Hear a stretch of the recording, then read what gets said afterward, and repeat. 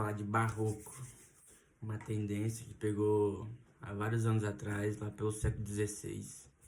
Esse movimento surgiu lá na Itália, em um grande momento de tensão, assim, entre os ideais iluministas, onde que o homem era o centro do mundo, e os religiosos, onde se acreditava no teocentrismo, que Deus era o centro de tudo.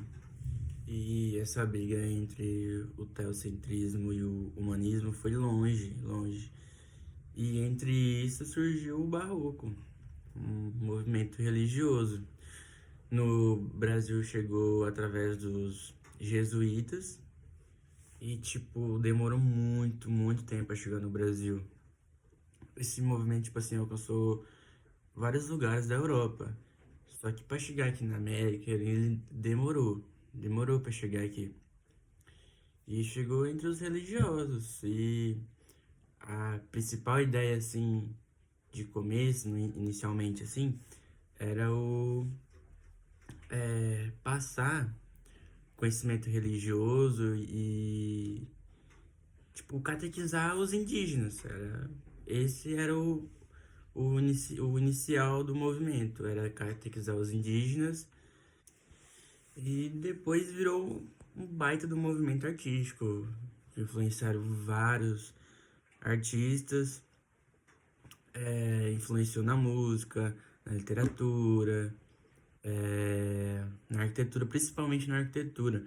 Cara, na arquitetura, tipo, eles faziam uns baitas das igrejas muito massa, velho. Tipo, muito massa as igrejas. E, tipo, a folhada a ouro, com vários detalhes.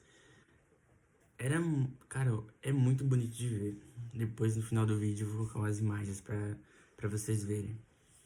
E esse movimento, assim, foi o principal artifício para tentar conter a contra-reforma da igreja. E depois de ter esse movimento ter abrangido para vários outros gêneros, aí eles ainda continuaram passando que Jesus, Deus, o celestial, era o todo-poderoso ali, que eles acreditavam que era o centro do mundo, que todos tinham que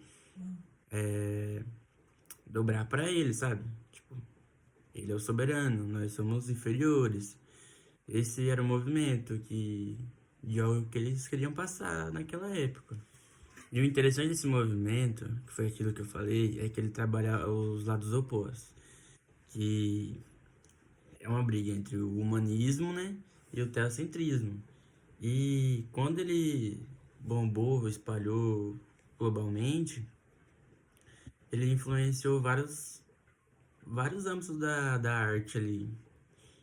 Que nem eu disse aquela hora, a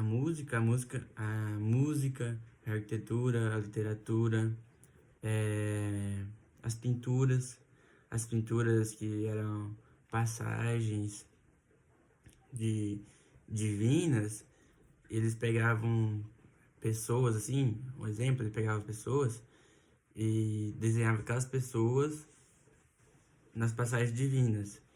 Como eles só tinham aquela ideia na cabeça, eles pegavam aquelas população ali que eles viviam e faziam as pinturas baseadas naquelas pessoas, mas eram as passagens divinas.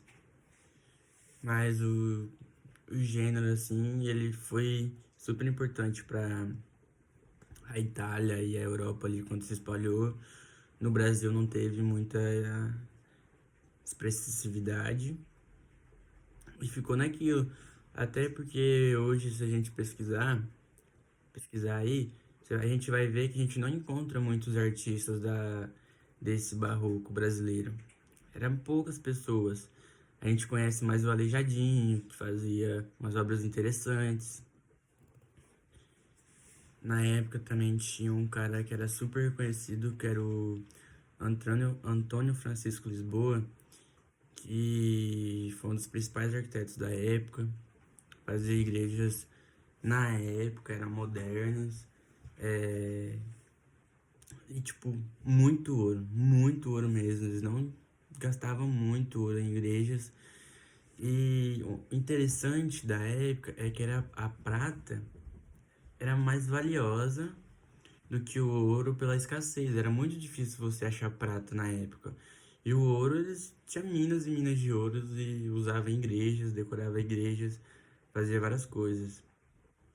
Também a madeira. A madeira eles fazia relevos na madeira e colocava uns quadros, tipo, na igreja assim, pra detalhe mesmo, assim, com passagens, e aí era tudo em relevo a madeira. E o Aleijadinho, como eu falei, que foi um dos importantes também do movimento no Brasil, ele fazia esculturas também do mesmo modo que alguns artistas faziam na época, que pegava a população e dessa população ele se inspirava em fazer as passagens divinas ali. E por último, não posso deixar de falar do Mestre Valentim, que foi um subordinado ali do Aleijadinho, que foi também um cara patamar lá em cima de escultura. Ele fazia uns objetos, as igrejas por dentro assim, que ele decorava, era surreal assim que ele fazia. Pra época, e até hoje assim, é uns detalhes muito interessantes. Também tem o Ataíde, que foi um excelente pintor da época, inspirou vários e vários artistas e pintou várias igrejas, quadro, foi um super pintor da época.